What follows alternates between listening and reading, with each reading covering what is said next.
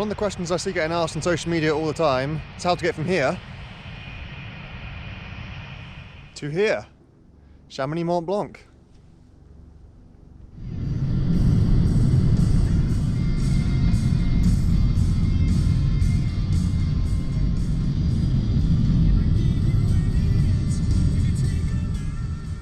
One thing that always amazes me is how many people rock up to the airport, kids and skis or indeed bike sits in summer all in tow, without giving a single thought to how they get on from the airport to resort.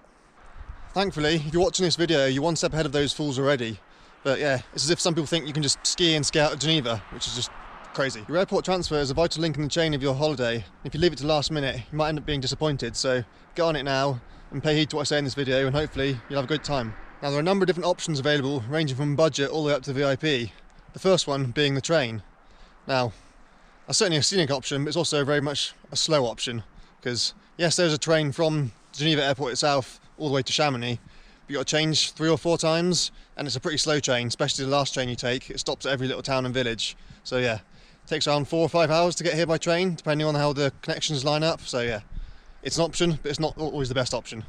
Another option is to hire a car. There are various car hire options available at the airport, but one thing to be aware of, there's both a Swiss and a French sector at the airport, so make sure you know which side that you're coming out on when you land, and therefore which one you need to go to get your hire car.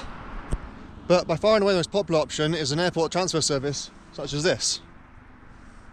So to get a little bit of business out of the way first, yes, I work for these guys, but they're not sponsoring this video, and I'm not part of the marketing team, I'm just a driver. So while yes, I have a vested interest in the success of this company, I'm going to give you other options as well, and what I'll be telling you is unbiased, impartial information.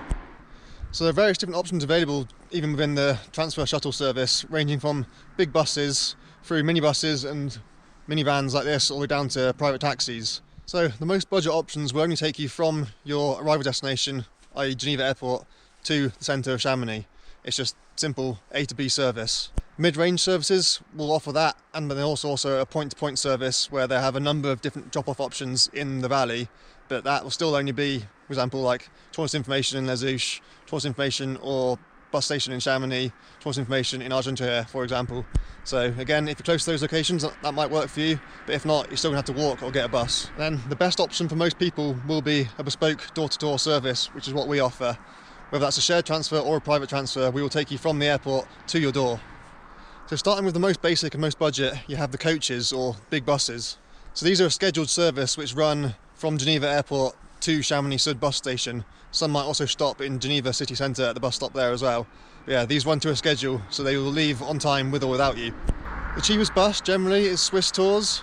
These start around about €11 per person per trip, but it's a variable price, so expect to pay more if you're travelling on Saturday in February versus if you're travelling on a Tuesday in March, for example. Then the next tier up, there's Flixbus, BlaBlaBus, WeBus, etc. These all kind of fall under the same umbrella. They're around about €18–19 per person. Again, some services are flexible, some are fixed.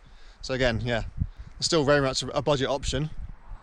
Then the next step up from that again is your Alpibus, EasyBus, Sham Express kind of conglomerate. This is a big group of companies all fall under the same umbrella, and they offer a range of services from the most basic also up to private and VIP transfers, but they typically start around €25, and then for a share transfer, and then some of the options go up to around about €40. So that's kind of your mid-range option. So next up you've got your more specialist bespoke options, such as us, mountain drop-offs. So we run door-to-door shared transfer services as well as private and VIP transfer services, but our prices start around about €45–50. There are a number of other Chamonix-based companies who offer a similar level of service to us. For example, Chamonix Valley Transfers or CVT, also Haute Transfer and Chamvan, which fall under the same umbrella. And at the moment they're slightly more expensive than mountain drop-offs, around €50–60 per person per trip. But yeah, basically the same kind of service, so door-to-door bespoke shared transfer service.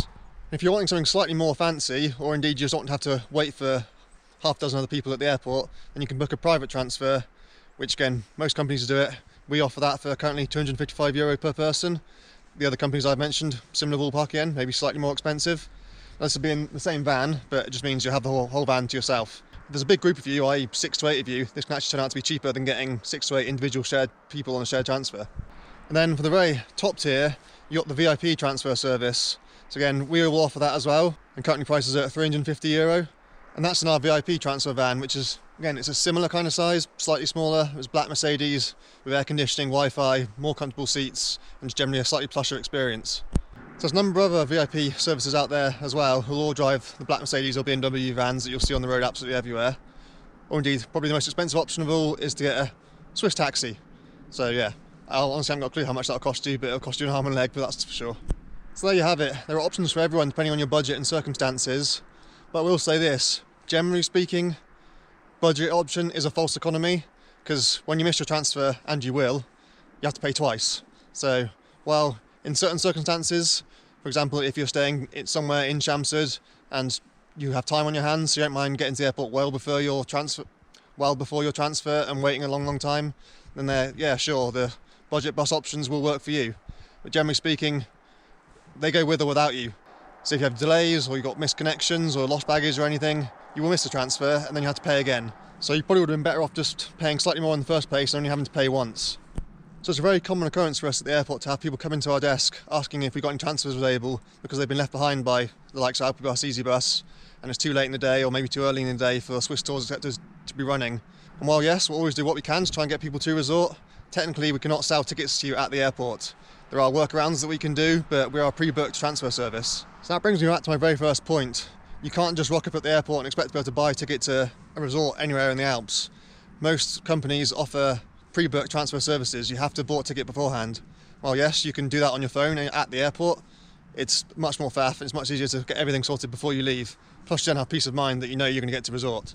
And also, of course, bear in mind that if you're travelling in peak season, we may well be fully booked, as may the other companies.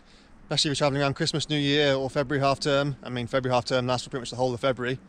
So yeah, book in advance, book early, get everything sorted, and happy days. So hopefully this video has been helpful to all of you and you can weigh up all your options. I'll provide links to the websites of all the companies I mentioned in the description below, so you can find out more information there. But yeah, hope you get out here, have fun, enjoy your ski holiday, or if you come out in the summer, enjoy your biking, climbing holiday, and yeah, see you around.